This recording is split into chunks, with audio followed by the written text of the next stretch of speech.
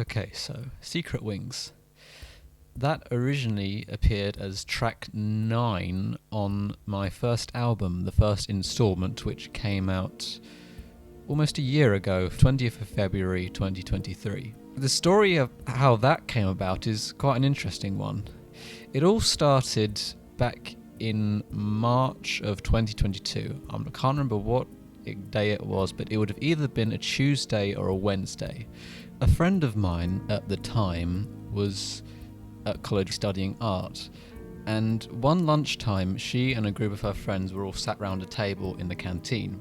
I was walking past, I'm not sure whether I was going somewhere or if I was going to see someone, or maybe I was just looking for people to hang out with, as I often did. And I remember just bumping into her, and I hadn't seen her for a while, and just being like, "Oh, hi, how are you? Everything? How's everyone doing?"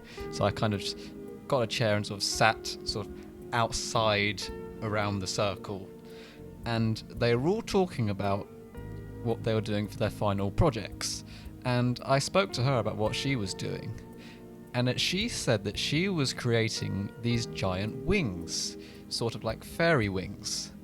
And that was rather interesting to me. And she said that it was based around the whole spiritual, Wicca, witchy kind of area, because that was something that she believed in, and that's something that she worshipped.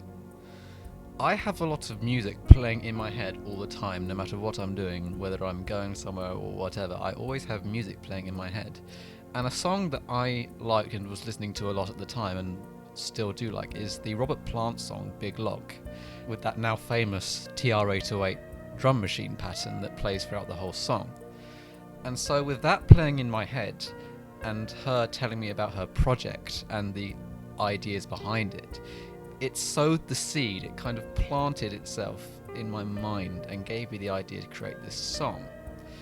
So after lunch, I came back upstairs to one of the computer suites where I was having one of my lectures that afternoon. And at the computers, they had these MIDI keyboards plugged into Macs with Logic Pro and that kind of software. Another song that I liked at the time was the Level 42 song It's Over, which I had been asked to painfully dissect chord by chord, note by note, for some other friends of mine at the time who were in this band. So I had both those two songs playing in my head, and I knew that I wanted to create this kind of early to mid-80s new wave synth pop vibe. So I just remember going to one of these computers, loading up the software, and just putting my hand down on the keyboard, and I believe it was that very chord that begins the song that came out of it, the B flat major chord with the A at the end rather than the B flat, which I don't know the proper name for. I have it noted down somewhere. I used to take notes of all the chords that I came up with, so I could remember them later on. I could think, oh, what was that chord? I could just search it and it would be there with all the notes and everything. So then later that day, I came home, and I believe one of the first things I did was go upstairs and get my little drum machine. I may have already had that drum pattern in my head, either when I was on the train coming home or whenever, but I just remember going upstairs and putting in that drum part. So then I hooked everything up and began recording. And this little drum machine that I have, it only has a little headphone jack as the output, so I had to use this adapter, and if the cable's in the wrong angle, it will cut out basically, or it will lose signal, or it will cause interference. So I remember having to perfectly place all the cables, making sure they would not move, so I would get a clean signal from the drum machine into my mixer. So I just pressed play and just let it record, let it run. And I believe I let it run for about 17 minutes, just so I could have enough time so I could play along with it. And then later that evening, I believe, I then got my Yamaha DX27 synthesizer, which was the model that I was borrowing from the college for about 2 years. In fact, my final day at college was the day it returned.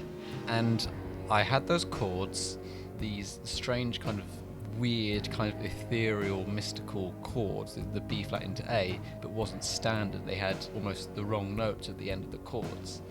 I'm no expert in music theory. Originally it was a lot slower.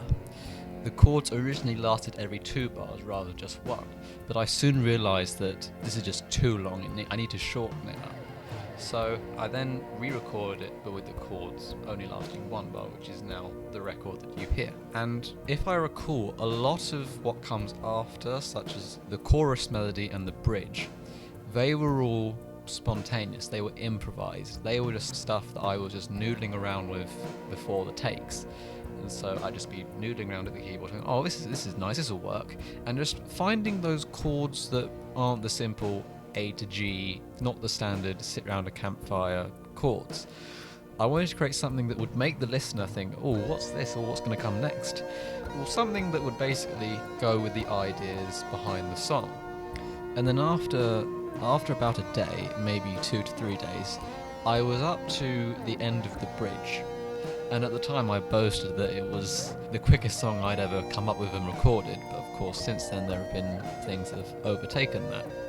At that time, I didn't know how to fully work the DX27 synthesizer. It's a digital synthesizer with loads of buttons and menus. It's not an analog synthesizer like the Prophet 5 or the Oberheim OBX with knobs that you can turn and open up filters and everything. You have to know what you're doing with the DX line of synthesizers, the DX7 being the most famous, where you have to do everything through menus and algorithms to change, and with one little data entry slider to change the sound. I hadn't figured any of that stuff out yet, so the swells that you hear were actually done with me holding the chord but then slowly turning up the volume to create the kind of opening filter effect that you'd get from a Prophet 5, for example. The guitars in the verses and the choruses were recorded direct inject straight into the mixer. I wanted to create as clean a sound as possible, something that wasn't too in your face. I wanted something that was in the background. Something that I originally wanted to do before I left college was record some guitar with the amplifier being at the very far end of the massive hall that we had, with me being on the other side and the microphones recording the echoing guitar sound in the room. Unfortunately, that never materialized. The guitar solo was heavily influenced by Gary Moore. At that time, I had just discovered the Live in Stockholm 1987 film, and he plays this amazing rendition of his song called The Loner. The first time I saw that and heard it, my jaw just dropped. I had never heard anything like that before. And I even quote a phrase from that solo here on Secret Wings. I played my dad's right-handed jazz bass upside down, which created a very warm, rich tone. The drums at the end are in fact sampled. Originally it was Lindrum samples from the original Lindrum, the LM1. But I found that it lacked bollocks, for lack of a better term. I believe I tried to play it live at the drum kit, but it didn't work. I just couldn't get the vibe or whatever. I had previously borrowed some recording equipment from the college, and I'd professionally, in inverted commas, mic'd up my drum kit and had recorded a number of drums for a number of songs. I decided it would be a sort of a quirky and fun idea to sample my own drum kit, each individual drum and each individual cymbal. So that's what you hear at the end. It is in fact samples of my own drum kit.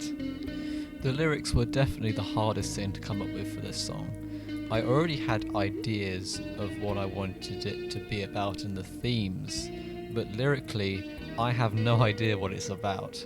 And that's the interesting thing about it. I mean, it's up to your own imagination and up to your own interpretation. I guess it could be, in my view, a sort of fancy way of just saying, sod those pricks, that kind of thing. I knew right from the word go that I would not attempt to sing this at all.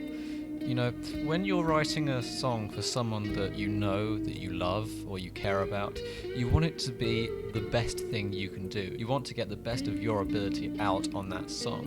And I definitely thought this with this song. I believe that it is the centerpiece for that first album. It was definitely, in my eyes, the best song that I'd come up with at that point.